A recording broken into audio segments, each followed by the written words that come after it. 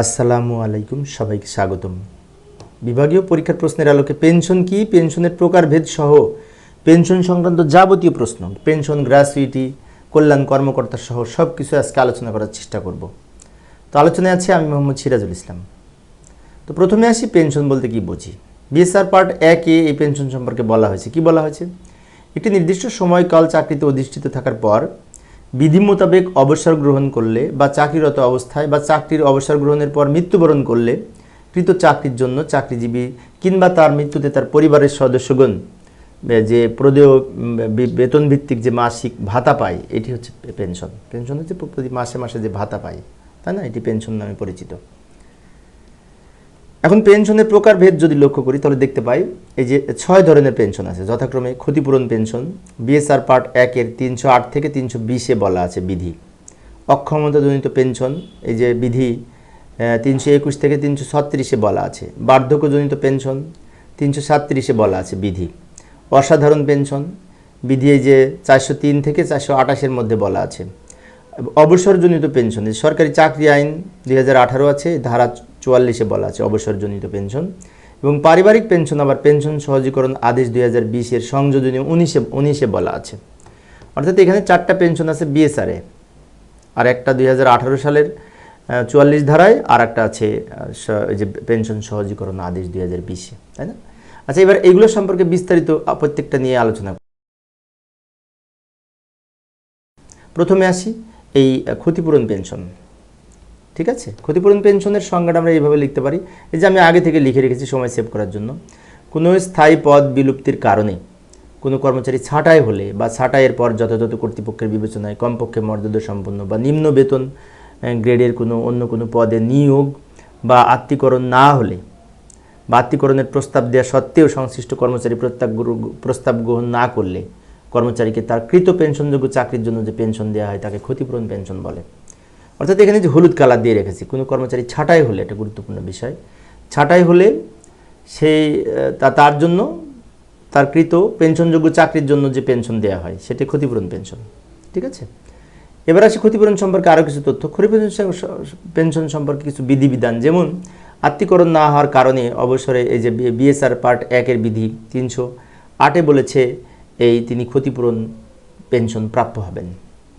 ঠিক আছে, এবং সরকারি চাকরি আইন বিধি 14-তে বলা হয়েছে তিনি ক্ষতিপূরণ পেনশন সম্পর্কে। আবার এই যে সরকারি কর্মচারী শৃঙ্খলা আপিল বিধিমালা 2018-এর বিধি 13-তে বলা হয়েছে ক্ষতিপূরণ পেনশন সম্পর্কে। এবং আত্মীকরণের ক্ষেত্রে পূর্বে বেতন সংরক্ষণ করতে হবে। অর্থাৎ পূর্বে যদি বেতন পেত, আত্মীকরণের সময়, আমরা যখন বেসরকারি থেকে সরকারি হয় তখন আত্মীকরণের সময় পেনশন কাউন্ট হয়। কীভাবে হয়? এই যে অর্থ মন্ত্রণালয়ের একটা স্মারক আছে 24 এপ্রিল 1979 অনুযায়ী কি বলা হয়েছে লক্ষ্য করি। কোনো কর্মচারীকে সরকারের পেনশনযোগ্য পদে আত্মীকরণ করা হলে পূর্ব চাকরির 50% মানে 50% গণনা করা হবে। অর্থাৎ কেউ যদি চাকরিতে এই যোগদান করে, বিশেষ করে বেসরকারিভাবে, এবং সে যদি পরবর্তীতে আত্মীকরণ হয় তাহলে আগের চাকরির 50% পেনশনে কাউন্ট হবে, সে কথা বলেছে। এরপরে আসি অক্ষমতাজনিত পেনশন। অক্ষমতাজনিত পেনশন, তাই না? শারীরিক বা মানসিক বৈকল্যের কারণে কোনো কর্মচারী প্রজাতন্ত্রের চাকরি করার জন্য অথবা যে চাকরিতে নিয়োজিত আছেন উক্ত চাকরির জন্য সরকার কর্তৃক মেডিকেল বোর্ড দ্বারা স্থায়ীভাবে অক্ষম ঘোষিত হইয়া প্রজাতন্ত্রের চাকরি হতে অবসর গ্রহণ করিলে তিনি তাকে যে পেনশন প্রদান করা হয় তাকে অক্ষমতাজনিত পেনশন বলে।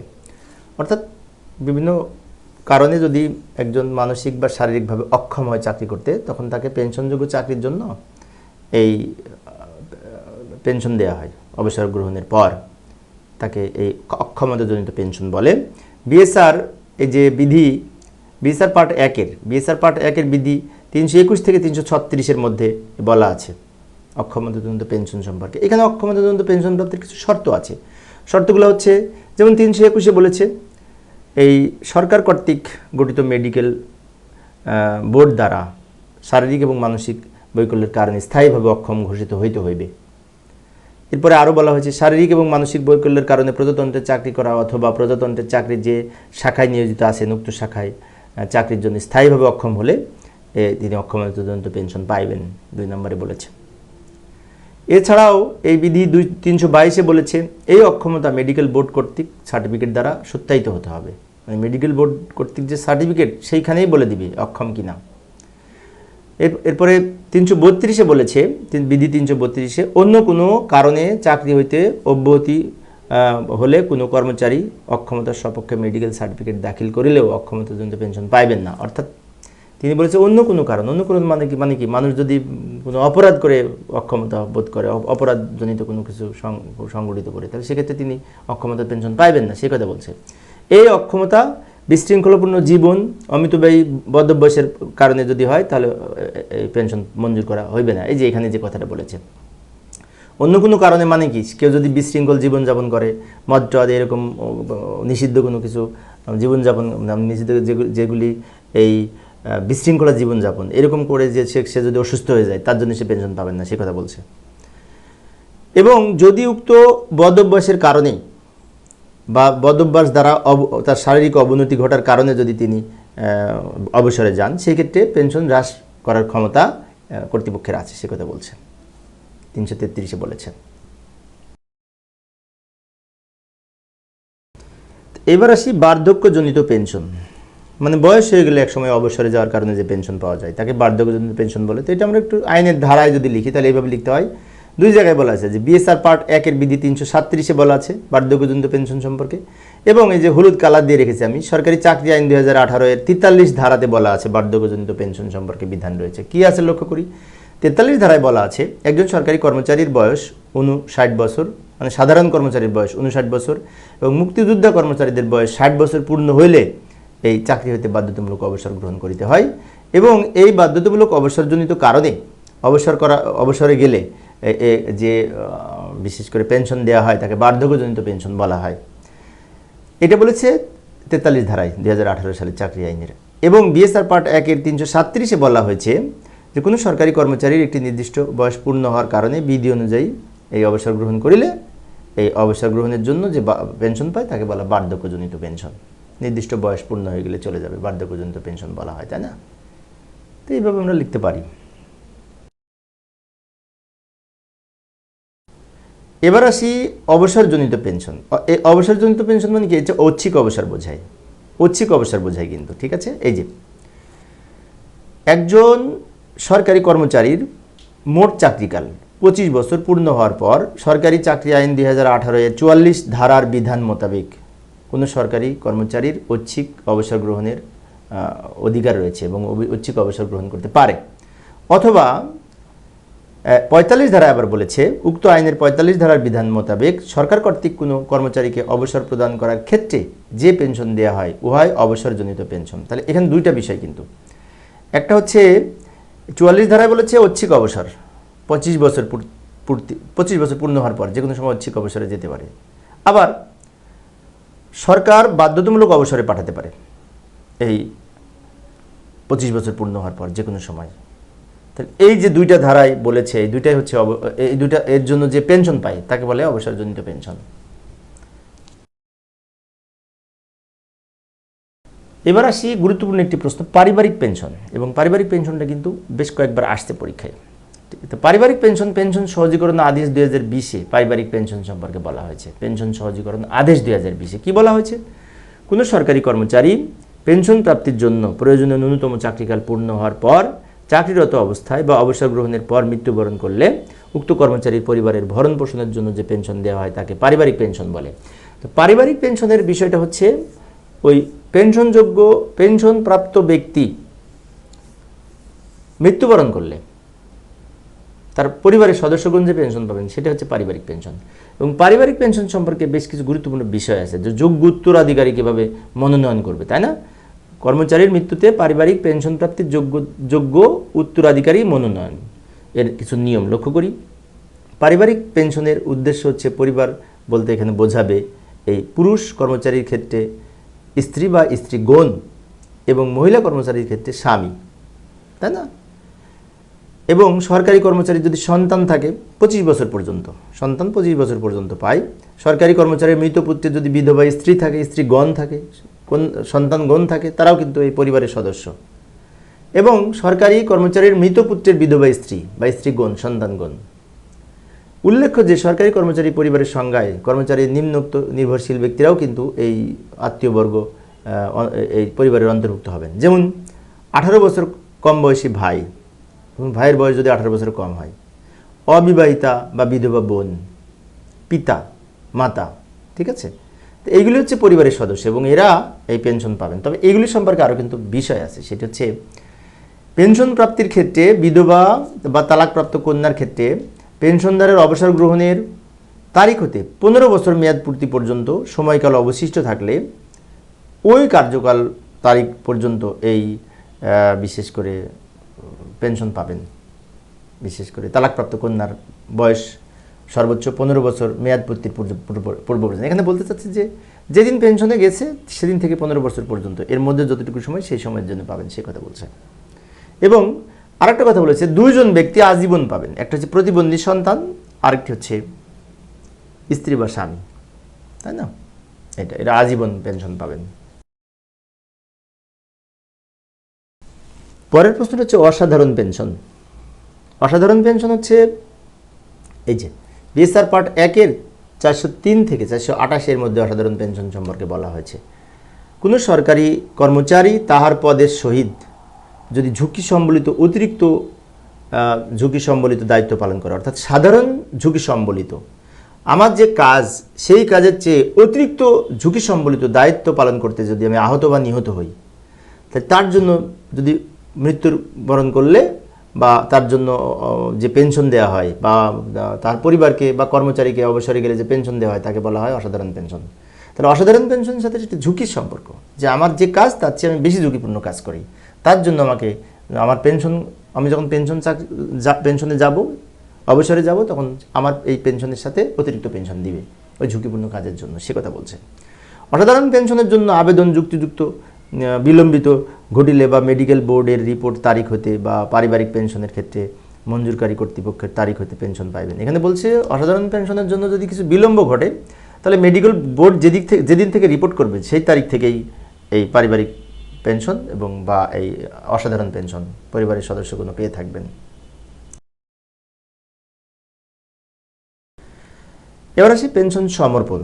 পেনশন সমর্পণ হচ্ছে এই পেনশনের কিছু অংশ আমরা কিন্তু এই 50% সমর্পণ করে কিন্তু গ্র্যাচুইটি পাই, তাই না? এটাই পেনশন সমর্পণ। তো এইভাবে লিখতে পারি, পেনশন সহজীকরণ আদেশ 2020-এর 2.12-তে পেনশন সমর্পণ বিষয়ে বলা হয়েছে। কি বলা হয়েছে? বর্তমানে একজন সরকারি কর্মচারী তার পেনশনের শতকরা 50% সমর্পণ করে এককালীন আনুতোষিক প্রাপ্ত হন, 50% সমর্পণ করে, এবং বাকি 50% পেনশন আকারে পায়, তাই না? এই যেখানে একটা কথা বলা আছে, যে সকল সরকারি কর্মচারী এই যে 1994 এই যে 1/6/1994 তারিখে বা তারপর বিশেষ করে অবসর গ্রহণ করবেন, তারা ইচ্ছা করলেও অবশিষ্ট পেনশন 50 ভাগের একবারে অর্পণ করে তার পরিবর্তে প্রচলিত বিনিময় হারের অর্ধেক আনুতোষিক পাবেন, তাই বলছে। এখন বর্তমান নিয়ম অনুযায়ী 50 ভাগের বেশি তিনি আনুতোষিক পাবেন না, সে কথা বলছে। এবং আরও বলা হয়েছে অবশিষ্ট 50 ভাগ পেনশন আকারে এই প্রতি মাসে মাসে পাবেন, তাই না? এই হচ্ছে অবস্থা। এবার আসে আনুতোষিক। তা আনুতোষিক মাসিক পেনশনের আনুতোষিক আর মাসিক পেনশন নির্ণয় করতে হয় কীভাবে? এখানে এই বিষয়টা হচ্ছে এই আনুতোষিক ও মাসিক পেনশন নির্ণয়ের ক্ষেত্রে কিছু নিয়ম আছে। নিয়মটার মধ্যে প্রথমে আছে গ্রস পেনশন নির্ণয় করতে হবে। গ্রস পেনশন নির্ণয়ের জন্য প্রথমে বিশেষ করে নিম্নলিখিত বিষয়গুলি ফলো করতে হবে, খেয়াল করতে হবে। মোট চাকরিকাল। মোট চাকরিকাল হচ্ছে অবসরোত্তর গমনের তারিখ থেকে এই যোগদানের তারিখ বিয়োগ হবে। যেমন আমি যেদিন অবসরে যাব সেই তারিখ থেকে, আমি যদি 40 সালে অবসরে যাই আর আমি এই 2007 সালে যোগদান করেছি, তাহলে 40 থেকে 7 বাদ দিয়ে 2007 বাদ দিয়ে এই 33 বছর হচ্ছে আমার মোট চাকরিকাল, ঠিক আছে? এবার আসি পেনশনযোগ্য চাকরিকাল। পেনশনযোগ্য চাকরিকাল হচ্ছে পেনশনযোগ্য চাকরিকাল। এখন কিছু কিছু সময়ের জন্য পেনশন প্রাপ্য হয় না, তাকে অপেনশনযোগ্য চাকরিকাল বলা হয়। তার মধ্যে রয়েছে অসাধারণ ছুটিকাল এবং চাকরিতে বিরতিকাল। অসাধারণ ছুটিকাল এবং চাকরিতে বিরতিকাল এই দুইটা বিষয় কিন্তু, এই দুইটা ছুটি যে সময় ভোগ করবে ওর জন্য পেনশন পাবেন না, ঠিক আছে? এবং এই দুটো বিয়োগ হয়। যেমন পেনশনযোগ্য চাকরিকাল এবার প্রথমে কি করলাম, মোট চাকরিকাল, তারপরে অপেনশনযোগ্য চাকরিকাল। এবার পেনশনযোগ্য চাকরিকাল সমান মোট চাকরিকাল মাইনাস অপেনশনযোগ্য চাকরিকাল। এরপরে আসি পেনশন নির্ধারণযোগ্য চাকরিকাল। এখন পেনশন নির্ধারণযোগ্য চাকরিকাল হচ্ছে ওই যে পেনশনযোগ্য চাকরিকাল প্লাস প্রমার্জিত ঘাটতিকাল। পেনশনযোগ্য চাকরিকালের সাথে যদি প্রমার্জিত ঘাটতি কোনো অংশে থাকে তাহলে সেটা আবার যোগ হয়, ঠিক আছে। তাহলে বছরে সর্বোচ্চ 6 মাসের বেশি হবে না, তাই বলছে এখানে। ভগ্নাংশ বছরে 6 মাসের বেশি হবে না, সে কথা বলছে। পেনশনযোগ্য বেতন কিভাবে হবে, অবসরযোগ্য তারিখে প্রাপ্য বেতন প্লাস অবসরোত্তর ছুটিকালের প্রাপ্য বার্ষিক বর্ধিত বেতন। অর্থাৎ আমি যে বছরে অবসরে যাব, সেই বছরে যে মাসে যাব সেই মাসের যত টাকা বেতন প্রাপ্য হবে তার সাথে যদি ইনক্রিমেন্ট থাকে ইনক্রিমেন্টটা যোগ করে হবে, সেই কথা বলছে। ওই বছরে যদি ইনক্রিমেন্ট থাকে ইনক্রিমেন্টটা যোগ করে হবে, সেই কথা বলছে। এখন এবার দেখি গ্রস পেনশন কিভাবে নির্ণয় করব। গ্রস পেনশন নির্ণয়ের সূত্র হচ্ছে এই যে পেনশনযোগ্য মূল বেতনের চাকরিকালের ভিত্তিতে পেনশনের যে টেবিল আছে সেই টেবিলের হার অনুযায়ী, ঠিক আছে, টেবিলের হার অনুযায়ী। এবং গ্রস পেনশনের বাধ্যতামূলক সমর্পণ অংশ হচ্ছে 50%। গ্রস পেনশনের 50%। গ্রস পেনশন মানে কি, আমাদের ওই যে বিশেষ করে বেসিকের একটা নির্দিষ্ট টেবিলে যে পার্সেন্টেজ আছে সেই পার্সেন্টেজ অনুযায়ী যা হয় তার 50% পেনশন পাবো, তার 50% প্রতি মাসে মাসে পাবো। আনুতোষিক, এখন আনুতোষিক হচ্ছে গ্রস পেনশনের যে সমর্পিত অংশ তাকে আনুতোষিক টেবিলের যে সমর্পণের প্রতি 1 টাকা হারে যে টাকার হার আছে ওই টেবিলের টাকা অনুযায়ী গুণ হবে প্রতি 1 টাকার জন্য, অর্থাৎ এই যে। আর মাসিক পেনশনটা হচ্ছে গ্রস পেনশন আর সমর্পণকৃত গ্রস পেনশনে মাইনাস সমর্পিতকৃত অংশ, অর্থাৎ আমি গ্রস পেনশন থেকে এই সমর্পিতকৃত অংশটা বাদ যাবে, ঠিক আছে। যেমন এখানে আমি এই বিশেষ করে আরেকটা জিনিস বলি, সেটি হচ্ছে মনে করি একজনের বেসিক স্যালারি হচ্ছে 50,000, 50,000। তাহলে এখন পেনশন যখন নির্ণয় করবে এই 50,000 ইন্টু 90%, এই টেবিলে যদি 90% নির্ধারণ করি তাহলে কত হচ্ছে 45,000। তো 45,000 ইন্টু 50 মানে ওই বিশেষ করে 50,000-এর 90%, তাহলে 45,000, 45,000-এর 50%, তাহলে 22,500 পেনশন হবে, ঠিক আছে। আর 22,500-কে ও গ্রস পেনশনের যে টেবিলের যে হার সেটা দিয়ে গুণ করে আমার এই। আচ্ছা, এবার আসি ছুটি নগদায়ন, লাম গ্রান্ট ইংরেজিতে বলা হয়। প্রশ্নটাও গুরুত্বপূর্ণ, লক্ষ্য করি। অবসরোত্তর অর্জিত ছুটি পাওনা সাপেক্ষে 18 মাসের ছুটি নগদায়ন 18 মাসের মূল বেতনের সাথে সমপরিমাণ অর্থ পাইবেন। অর্থাৎ এখানে বলছে যে কারো যদি অর্জিত ছুটি পাওনা থাকে তাহলে সে 18 মাসের বেসিকের সমান মূল বেতনের সমান অর্থ পাইবেন, যাকে লাম গ্রান্ট বলা হয়। এবং এই যে পেনশন সহজীকরণ আদেশ 2020 এই কথাটা বলা আছে। আরেকটি বিষয় বলা আছে, অবসরোত্তর ছুটি বা পিআরএলে ছুটি নগদায়নের ক্ষেত্রে 2 দিনের গড় বেতনের 1 দিনের গড় বেতনে রূপান্তরেরও কিন্তু করা যায়, যে ক্ষেত্রে অর্ধ গড়ে যদি বেতন পায় তাহলে 2 দিনের পরিবর্তে 1 দিন হিসেবে কাউন্ট করা হয়। এবং অবসরকালীন মূল বেতনের ভিত্তিতে উক্ত নগদায়ন সুবিধা অবসরোত্তর ছুটি শুরুতেই প্রাপ্য হবেন, ঠিক আছে। অর্থাৎ অবসর যখন যাবেন অবসরোত্তর ছুটির শুরুতেই এই লাম গ্রান্টটা প্রাপ্য হবেন, সেই কথা বলছে। অবসরোত্তর ছুটি ভোগ না করিলেও এই আর্থিক সুবিধা পাইবেন। কেউ যদি অবসরোত্তর ছুটি ভোগ না করে চলে যায় সেও এই লাম গ্রান্টটা পাবেন, সেই কথা বলছে। এবং আরেকটি বলছে যে এই যে ইএলপিসি প্রাপ্তির 1 মাসের মধ্যেই কর্মচারী প্রাপ্যতা সাপেক্ষে নির্ধারিত ফর্মে ছুটি নগদায়নের আবেদন কর্তৃপক্ষের নিকট দাখিল করতে হবে। ইএলপিসি মানে কি, এক্সপেক্টেড লাস্ট পে সার্টিফিকেট, তাই না? তো এটা পাওয়ার ইএলপিসির মাধ্যমে তো সবাই এই যে পিআরএলে যায়, তাহলে ওইটা পাওয়ার পরেই এই শেষ বেতনের প্রত্যায়ন বলা হয় এটাকে। ওটা পাওয়ার পরেই আবেদন করতে হবে নগদায়নের জন্য, লাম গ্রান্টের জন্য, ঠিক আছে। 1 মাস পূর্বে আবেদন করতে হবে ওইটা পাওয়ার প্রাপ্তির পর। এবং অর্জিত ছুটির হিসাব নিরূপণ এর ক্ষেত্রে পিআরএল এবং নগদায়নের জন্য প্রাপ্য ছুটির পরিমাণ নির্ধারণ করিতে হইবে। অর্থাৎ প্রশাসনিক কর্তৃপক্ষ এখানে 3 মাসের মধ্যে ছুটি নগদায়নের মঞ্জুরিপত্র জারি করেন এবং ছুটি নগদায়নের মঞ্জুরির আদেশ প্রাপ্তির পর সংশ্লিষ্ট কর্মচারী বিল দাখিল করবেন। অর্থাৎ আবেদন করার 3 মাসের মধ্যেই জারি করবেন মঞ্জুরিপত্র, এবং তারপরে তিনি টাকা পাওয়ার জন্য এই বিল সাবমিট করতে পারবে, সে কথা বলছে। এখন নগদায়ন সম্পর্কে আরও কিছু প্রশ্ন লক্ষ্য করি। দ্বন্দ্ব হিসাবে বাধ্যতামূলক অবসরপ্রাপ্ত হলে কর্মচারী ছুটির নগদায়ন, বিশেষ করে লাম গ্রান্ট বা নগদায়ন সুবিধা পাবেন না। ঠিক আছে, অর্থাৎ দ্বন্দ্ব হিসেবে কাউকে যদি বাধ্যতামূলক অবসরে পাঠানো যায় তাহলে সে কিন্তু লাম গ্রান্ট প্রাপ্য হবেন না, সে কথা বলছে। এবং চাকরিরত অবস্থায় কোনো সরকারি কর্মচারীর মৃত্যু হলে মৃত্যুবরণের তারিখে অবসর গ্রহণ করিয়াছে বলে এই 18 মাসের মূল বেতনের সমপরিমাণ অর্থ পরিবারকে প্রদান হবে। অর্থাৎ তিনি চাকরিরত অবস্থায় যদি মারা যায়, যে মুহূর্তে মারা গেছে তার পরবর্তীতে পরিবারের সদস্যদের 18 মাসের মূল বেতনের সমান দেওয়া হবে লাম গ্রান্ট হিসেবে, সেই কথা বলছে।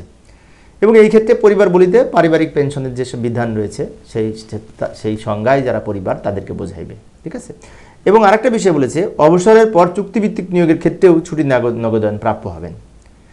এক্ষেত্রে ছুটির প্রাপ্যতা নির্ণয়ের সময় পিআরএল এর সময় 12 মাস বাদ দিয়ে অবশিষ্ট ছুটির অনূর্ধ্ব নগদায়নের সুবিধা হবে। অর্থাৎ পিআরএল এর সময় যখন যাবেন তখন সেই 12 মাস বাদ দিয়ে তো 18 মাসের অনূর্ধ্ব 18 মাস, সর্বোচ্চ 18 মাস হয় কিনা তার উপর ভিত্তি করে তিনি পাইবেন, সে কথা বলছেন, তাই না? পেনশন সংক্রান্ত বিশেষ করে সব কিছু তদারকি করার ক্ষেত্রে কল্যাণ কর্মকর্তার গুরুত্ব অপরিসীম। তো এখন কল্যাণ কর্মকর্তা বিশেষ করে কোন বিধিতে বলা আছে, এই যে পেনশন সহজীকরণ আদেশ 2020-এ কল্যাণ কর্মকর্তা সম্পর্কে বলা হয়েছে। কি বলা হয়েছে? ওই যে 2.01-এ অর্থাৎ 2.01 অনুযায়ী অবসরজনিত পেনশন কেস সহজ করার জন্য একজন কল্যাণ কর্মকর্তা মনোনয়ন করার কথা বলা হয়েছে। অর্থাৎ 2.01 অনুযায়ী এখানে এই পেনশন কেস এর যে সমস্ত কার্যক্রম আছে এগুলো সহজ করার জন্য কল্যাণ কর্মকর্তা মনোনয়নের কথা বলা হয়েছে। এবং এই যে অবসর গ্রহণকারী সরকারি কর্মচারীর পেনশন কেস সমূহ প্রক্রিয়াকরণে সহায়তা করার ক্ষেত্রে মন্ত্রণালয়, বিভাগ, অধিদপ্তর, পরিদপ্তর, দপ্তর, বিভিন্ন দপ্তর কর্তৃপক্ষের পেনশন কেস প্রক্রিয়াকরণে সরাসরি সম্পৃক্ত একজন কর্মকর্তাকে কল্যাণ কর্মকর্তা হিসেবে মনোনয়ন নিশ্চিত করে অর্থ মন্ত্রণালয় বিভাগকে অবহিত করতে হবে। এবং এই পেনশন কেস নিষ্পত্তিতে পেনশন মঞ্জুরিকারী কর্তৃপক্ষ এবং প্রধান হিসাবরক্ষণ কর্মকর্তা ও হিসাবরক্ষণ অফিসের সাথে কল্যাণ কর্মকর্তা সমন্বয় হিসেবে কাজ করবেন। অর্থাৎ কল্যাণ কর্মকর্তা পেনশন দেওয়ার ক্ষেত্রে বিশেষ করে এই প্রধান হিসাবরক্ষণ কর্মকর্তা সহ যারা পেনশন মঞ্জুরি করবেন তাদের মাঝখান থেকে সমন্বয় হিসেবে কাজ করবেন সব কিছুর ক্ষেত্রে, পেনশন প্রদানের ক্ষেত্রে সহজ করার জন্য কাজটা। এখন কল্যাণ কর্মকর্তার দায়িত্ব ও কর্তব্য কী? এই যে কল্যাণ কর্মকর্তার হচ্ছে কি যে মন্ত্রণালয়, বিভাগ, দপ্তর, পরিদপ্তরের কর্মরত সকল কর্মচারীর জন্ম তারিখ, চাকরিতে নির্ধারিত সর্বোচ্চ সীমা পূর্তির তারিখ সহ সব কিছু হালনাগাদ তালিকা সংরক্ষণ করবেন। এবং চাকরিতে নির্ধারিত সর্বোচ্চ সীমা 1 বছর পূর্বে মঞ্জুরকারী কর্তৃপক্ষ, হিসাবরক্ষণ অফিসার বা কর্মচারীকে অবহিত করবেন। এবং সংশ্লিষ্ট কর্মচারীর অডিট, আপত্তি, বিভাগীয় মামলা প্রভৃতি হালনাগাদ তথ্য আছে কিনা সেগুলি সংগ্রহ করবেন। এবং সংশ্লিষ্ট কর্মচারীর বিরুদ্ধে অডিট, আপত্তি, বিভাগীয় মামলা থাকলে দ্রুত নিষ্পত্তির জন্য উদ্যোগ গ্রহণ করবেন। এছাড়াও সংশ্লিষ্ট কর্মচারীর নিকটতে যদি সরকারের পাওনা থাকে তাহলে সে আদায়ের সম্পর্কে বা পরিশোধ সম্পর্কেও তিনি তদারকি করবেন। তো এই কাজগুলি করবেন তদারকি, তাই না? এছাড়াও রয়েছে তার না দাবি প্রত্যয়নপত্র সংগ্রহ করা, মানে তার সাথে কেউ টাকা পাবে না, এ ব্যাপারে না দাবি প্রত্যয়নপত্র সংগ্রহ করতে হবে অফিসিয়াল। এবং আরও বিষয় আছে, লক্ষ্য করি আরও কল্যাণ কর্মকর্তার আরও কিছু দায়িত্ব কর্তব্য রয়েছে। সংশ্লিষ্ট কর্মচারীর ইএলপিসি মানে এক্সপেক্টেড লাস্ট পে সার্টিফিকেট, মানে প্রত্যাশিত শেষ বেতনপত্র যাকে বলা হয়, ছুটি প্রাপ্যতার প্রত্যয়ন এবং ভবিষ্যৎ তহবিলের সর্বশেষ স্থিতিপত্র তিনি সংগ্রহ করবেন। এবং অবসরোত্তর ছুটি নগদায়ন, সাধারণ ভবিষ্যতে চূড়ান্ত উত্তোলন, পেনশনের সম্পর্কে বিভিন্ন তথ্য সংগ্রহ করে কর্তৃপক্ষের নিকট প্রেরণ করবেন। এছাড়াও ছুটির নগদায়ন, সাধারণ ভবিষ্যৎ তহবিলের চূড়ান্ত উত্তোলন এবং মঞ্জুরির কার্যক্রম গ্রহণ সম্পর্কেও তিনি তদারকি করবেন। এছাড়াও সংশ্লিষ্ট মন্ত্রণালয়, বিভাগ, অধিদপ্তর, পরিদপ্তর, দপ্তরসমূহের পেনশনারদের তালিকা এবং তাদের ছুটির নগদায়ন, আনুতোষিক, মাসিক পেনশন প্রাপ্তির তথ্য মন্ত্রণালয়কে অবহিত করবেন। হালনাগাদ বিষয়টি নিয়মিতভাবে হালনাগাদ করবেন। এবং নন গেজেটেড চাকরিদের সার্ভিস বুক ও চাকরি বৃত্তান্ত সংরক্ষণ করা, অবসর কর্মচারীর অগ্রিম তালিকা প্রণয়ন ও প্রেরণ করা এবং পেনশন কেস নিষ্পত্তির অগ্রগতি পরিদর্শন এবং মনিটরিং করা। ব্যাপক কাজ, তাই না? পেনশন সংক্রান্ত যাবতীয় কাজই এখানে আছে। তো এইগুলি আমরা মনে রাখার চেষ্টা করব।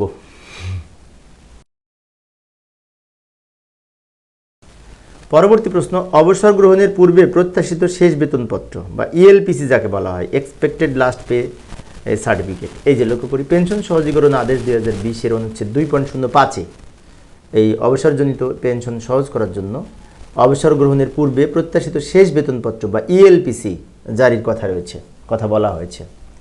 ঠিক আছে, এই 2020 অনুচ্ছেদ 2.05-এ।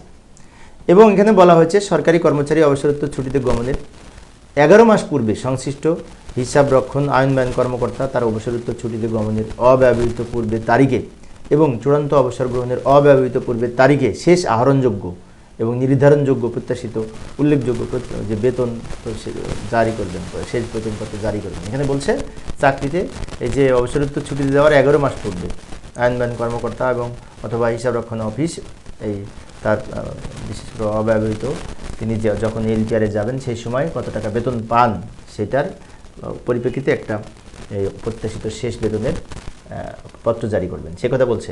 এবং আইনবান কর্মকর্তা কর্তৃক জারিকৃত নন গেজেটেড কর্মচারী প্রত্যাশিত শেষ বেতনপত্র হিসাব রক্ষণ কর্মকর্তা 7 কার্যদিবসের মধ্যে প্রতি স্বাক্ষর করবেন। এখানে বলেছে আইনবান কর্মকর্তা কর্তৃক এই জারিকৃত নন গেজেটেড কর্মচারীর যে সমস্ত প্রত্যাশিত শেষ বেতনপত্র থাকবে সেটা হিসাব রক্ষণ কর্মকর্তা 7 কার্যদিবসের মধ্যে প্রতি স্বাক্ষর করবেন, সে কথা বলছে।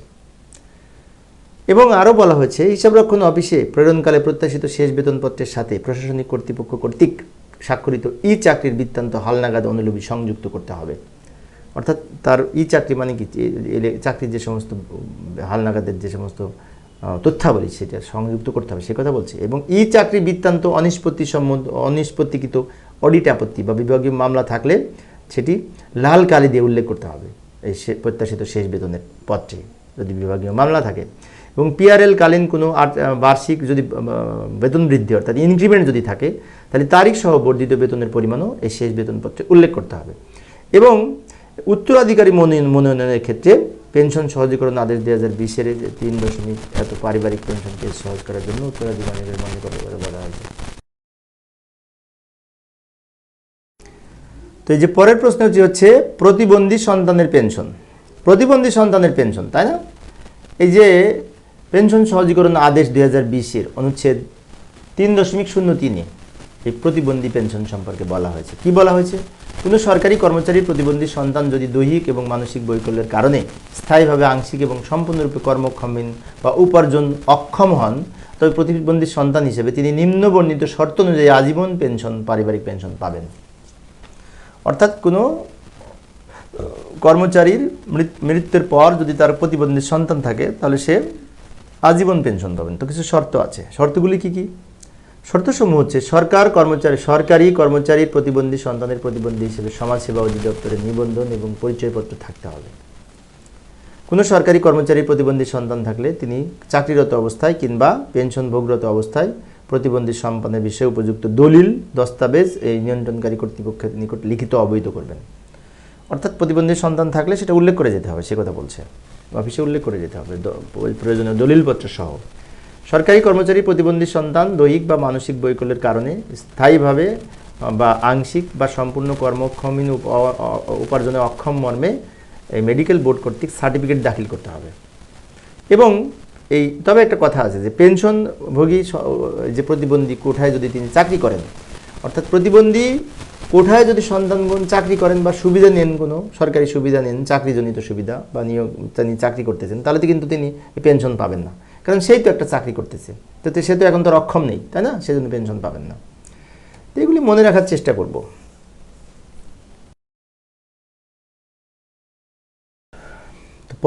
পরের প্রশ্নটি হচ্ছে গ্র্যাচুইটি বা আনুতোষিক। তো এটা গুরুত্বপূর্ণ একটি প্রশ্ন, অনেক সময় পরীক্ষায় আসে। এইখানে গ্র্যাচুইটি বা আনুতোষিক, যে চাকরি বেতনাদি আদেশ 2015-এর 10-1-এ এই গ্র্যাচুইটি এবং আনুতোষিক সম্পর্কে বলা হয়েছে। কি বলা হয়েছে লক্ষ্য করি।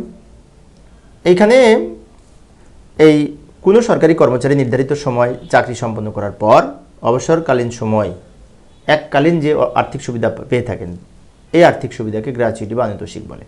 অর্থাৎ একটি নির্দিষ্ট সময় চাকরি করার পর বিশেষ করে অবসরকালীন সময় যে এককালীন সুবিধা পান, আর্থিক সুবিধা পান, ওই এককালীন আর্থিক সুবিধাকে গ্র্যাচুইটি বা আনুতোষিক বলে।